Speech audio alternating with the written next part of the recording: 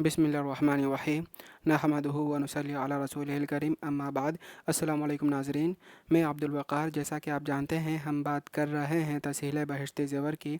इसमें हमारा 7वां चैप्टर किताब सलाह चल रहा है। 11 सेशन हो चुका है, आज 12वां सेशन है। इस सेशन में हम इंशाअल्लाह कवर करेंगे नमाज में कुरान शरीफ पढ़ने का बयान। इसमें सूरत के शुरू में बिस्मिल्लाह पढ़ना, इसको हम कवर करेंगे। चलिए आइए शुरू करते हैं। नमाज में कुरान शरीफ पढ़ने का बयान। मसला नंबर 1, कुरान शरीफ को सही सही पढ़ना वाजिब है। हर हर्फ को ठीक ठीक पढ़े। हमज़ा और आइन में, हा और हा में, ज़ाल वा ज़ाल वाद और सीन स्वाद सा में जो फ़र्क है वो सही तलफ़ुज़ और अदायगी से ज़ाहिर करें। एक हर्फ की जगह दूसरा हर्फ न पढ़ें। मसला नंबर 2, अगर किसी से कोई हर्फ अदा नहीं होता, जैसे हा की जगह हा पढ़ता है, या आइन अदा नहीं कर सकता, या सा सीन स्वाद सबको सीन ही पढ़ता है, तो सही पढ़ने की मशक़ करना लाजिम है। अगर सही पढ़ने की मेहनत नहीं करेगा तो गुनहगार होगा और उसकी कोई नमाज सही नहीं होगी। अलबत्ता अगर मेहनत से भी दुरुस्तगी न हो तो मजबूरी की बिना पर नमाज सही है। यहाँ पर यह कहा जा रहा है कि जो भी हम नमाज में पढ़ते हैं उन सब को सही तरीक़े से अदा करना है। जो आप हर्फ पढ़ रहे हैं उसकी अदायगी उसी तरीके से करें जैसे उसकी अदायगी करनी चाहिए। जैसे ज़ा को आप ज़ा ही पढ़ें, ज़ाल को ज़ पढ़ें, इस तरीके से पढ़ें। अगर फिर भी आवाज़ उस तरीक़े से नहीं निकल पा रहा तो मश्क करनी पड़ेगी, आपको प्रैक्टिस करना पड़ेगा, सीखते रहना पड़ेगा।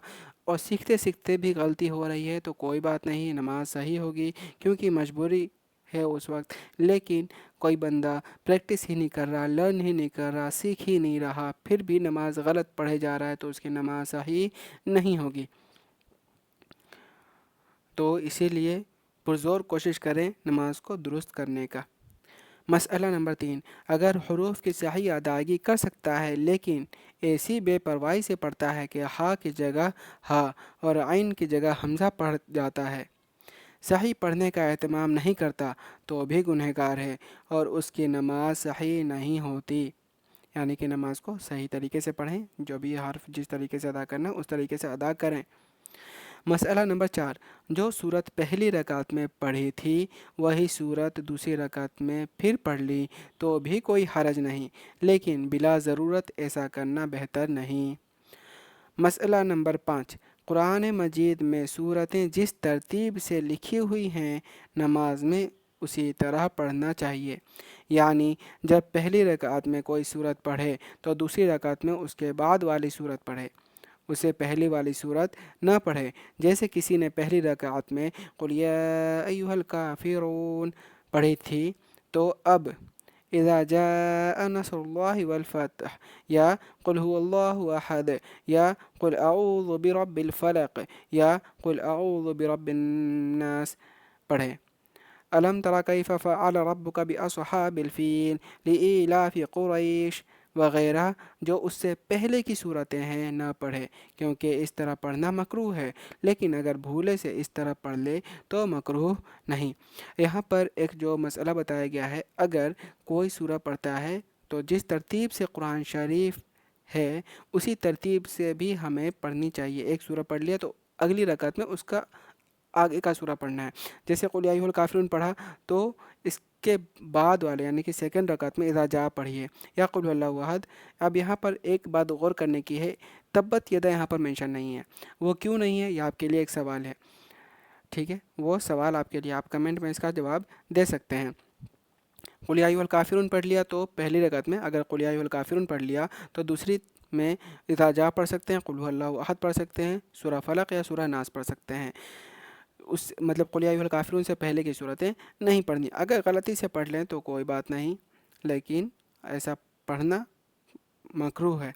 और इस पे भी कुछ आपको मसला शायद आगे मिलेंगी इससे रिलेटेड। मसला नंबर 6, जब कोई सूरत शुरू करे तो बिला ज़रूरत उसको छोड़कर दूसरी सूरत शुरू करना मकरूह है। मसला नंबर 7, जिसको नमाज बिल्कुल न आती हो, नया नया मुसलमान हुआ हो, وہ پوری نماز میں سبحان اللہ، الحمدللہ وغیرہ پڑھتا رہے تو فرض ادا ہو جائے گا، لیکن نماز مسلسل سیکھتا رہے، اگر نماز سیکھنے میں کوتاہی کرے گا تو بہت گنہگار ہوگا۔ مسئلہ نمبر 8، مدرک پر قراءت نہیں۔ امام کی قراءت تمام مقتدیوں کی طرف سے کافی ہے، اور حنفیہ کے نزدیک امام کے پیچھے قراءت کرنا مکروہ ہے۔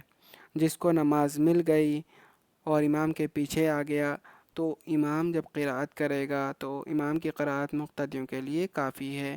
حنفیہ کے نزدیک امام کے پیچھے قراءت کرنا مکروہ ہے۔ مسئلہ نمبر 9، مسبوق کی پہلی دونوں رکعتیں یا ایک رکعت چھوٹ جائے تو آخر میں ان میں قراءت کرنا فرض ہے۔ مسبوق یعنی جس کی رکعت چھوٹ گئی ہو، ایک رکعت یا دو رکعت چھوٹ گئی ہو، یعنی کہ جس میں سورہ پڑھی جاتی ہے، قراءت والی اگر رکعت چھوٹ جائے تو مقتدی جب کھڑا ہو جائے گا، یعنی کہ امام صاحب کے سلام پھیرنے کے بعد اپنی چھوٹی ہوئی رکعتوں کو پورا کرنے کے لیے، چونکہ اب امام کے پیچھے نہیں ہے تو اب مقتدی کو ہی قراءت کرنا پڑے گا، الحمد شریف پڑھے اور سورہ بھی پڑھے۔ خلاصہ یہ ہے کہ امام کے ہوتے ہوئے مقتدی کو قراءت نہیں کرنی چاہیے، البتہ مسبوق کا چونکہ ان رہ جانے والی رکعتوں میں کوئی امام نہیں ہوتا، اس لیے اسے قراءت کرنی چاہیے۔ مسئلہ نمبر 10، امام پر فجر کی دونوں رکعتوں میں اور مغرب و عشاء کی پہلی دو رکعتوں میں چاہے قضا ہو یا ادا، اور جمعہ، عیدین اور تراویح کی نماز اور رمضان کے وتر میں بلند آواز سے قراءت کرنا واجب ہے۔ اب یہاں پر امام پر بتایا گیا ہے کہ امام کو کہاں کہاں قراءت کرنا زور سے بلند آواز سے واجب ہے۔ فجر کی دونوں رکعتوں میں، مغرب اور عشاء کی پہلی دو رکعتوں میں، چاہے وہ قضا ہو یا ادا ہو، جمعہ کی نماز میں، عیدین کی نماز میں، تراویح کی نماز میں، تو ان سب میں بلند آواز سے پڑھنا واجب ہے۔ مسئلہ نمبر 11، منفرد کو فجر کی دونوں رکعتوں میں اور مغرب و عشاء کی پہلی دو رکعتوں میں اختیار ہے، چاہے بلند آواز سے قراءت کرے یا آہستہ آواز سے۔ بلند آواز کی فقہائے کرام رحمہم اللہ تعالی نے یہ حد لکھی ہے کہ کوئی دوسرا شخص سن سکے، اور آہستہ آواز کی یہ حد لکھی ہے کہ خود سن سکے، دوسرا نہ سن سکے۔ دوسرا قول یہ ہے کہ آہستہ آواز کی کم سے کم حد یہ ہے کہ الفاظ اور حروف صحیح ادا ہو، آواز سنیں یا نہ سنیں۔ یہاں پر منفرد جو اکیلا نماز پڑھ رہا ہے اس کے بارے میں بتایا گیا ہے کہ جو جہری نماز ہے جیسے فجر، مغرب، عشاء، اس میں جو اکیلا نماز پڑھ رہا ہے اس کو اختیار ہے، چاہے وہ بلند آواز سے پڑھے چاہے پست آواز میں پڑھے۔ بلند آواز سے پڑھنے کا مطلب یہ ہے کہ خود بھی سنے اور دوسرے بھی سن سکیں۔ پست آواز میں کہ یہاں پر دو قول ہیں، یعنی کہ آہستہ سے پڑھنے کے اس میں دو قول ہیں۔ پہلا قول تو یہ ہے کہ خود ہی سن سکے، دوسرا قول یہ ہے کہ خود بھی نہ سن سکے لیکن حروف کی ادائیگی صحیح طریقے سے ہو۔ مسئلہ نمبر 12، امام اور منفرد پر ظہر و عصر کی تمام رکعتوں میں اور مغرب و عشاء کی آخری رکعتوں میں آہستہ آواز سے قراءت کرنا واجب ہے۔ مطلب یہ ہے کہ امام اور منفرد ظہر اور عصر یعنی کہ یہ سری نمازیں ہیں، اس میں قراءت دھیمی کرنی ہے، آہستہ سے کرنی ہے، اور مغرب اور عشاء کی آخری رکعتوں میں یعنی کہ عشاء کی آخری دو رکعتوں میں اور مغرب کی آخری رکعت میں آہستہ کرنی ہے۔ مسئلہ نمبر 13، جو نفل نمازیں دن کو پڑھی جائیں ان میں آہستہ آواز سے قراءت کرنا چاہیے، اور جو نفلیں رات کو پڑھی جائیں ان میں اختیار ہے۔ یہاں پر نفل نمازیں کی بات ہے، اگر دن میں پڑھ رہے ہیں تو نفل نماز میں آہستہ قراءت کرنا ہے، رات میں اگر پڑھ رہے ہیں تو اختیار ہے، تیز پڑھیں یا پھر آہستہ پڑھیں، لیکن تیز بھی اتنا تیز نہ پڑھیں کہ کسی کو ڈسٹربنس ہو رات میں نفل نماز میں۔ مسئلہ نمبر 14، منفرد اگر فجر، مغرب اور عشاء کی قضا دن میں پڑھے تو ان میں بھی اس کو آہستہ آواز سے قراءت کرنا واجب ہے، اگر رات کو قضا پڑھے تو اس کو اختیار ہے۔ اگر اکیلا آدمی جب فجر، مغرب اور عشاء کی قضا نماز پڑھ رہا ہے، دن میں اگر پڑھ رہا ہے تو تب تو اس کو آہستہ ہی قراءت کرنی ہے، لیکن اگر رات میں پڑھ رہا ہے تو اس کو اختیار ہے کہ بلند آواز سے کرے یا پھر آہستہ آواز سے۔ بلند آواز کی ہم نے بتا دیا کہ اس طریقے سے بلندی سے نہ پڑھے کہ کسی کو ڈسٹربنس ہو، بلند آواز سے اس طریقے سے رات میں نہ پڑھے اکیلے منفرد آدمی کے لیے۔ اکیلا آدمی کے لیے۔ ہاں، اگر امام قضا نماز پڑھا رہا ہے تو فجر مغرب و عشاء کی قضا نماز میں وہ بلند آواز سے قرأت کرے گا۔ سورت کے شروع میں بسم اللہ پڑھنا۔ مسئلہ نمبر 15، نماز میں سورہ فاتحہ کے بعد جب کوئی سورت شروع کرے تو بسم اللہ کہہ کر شروع کرے، اور اگر 2 رکوع والی سورت پڑھے تو سورت کے شروع میں بسم اللہ پڑھے، اور دوسری رکعت میں جب اسی سورت کا دوسرا رکوع شروع کرے تو بسم اللہ نہ پڑھے، یعنی کہ دوسری رکعت میں سورت کے بیچ میں سے شروع کیا گیا تو بسم اللہ اس وقت نہ پڑھے۔ تو ناظرین، آج کے لیے اتنا ہی، ملتے ہیں اگلے سیشن میں۔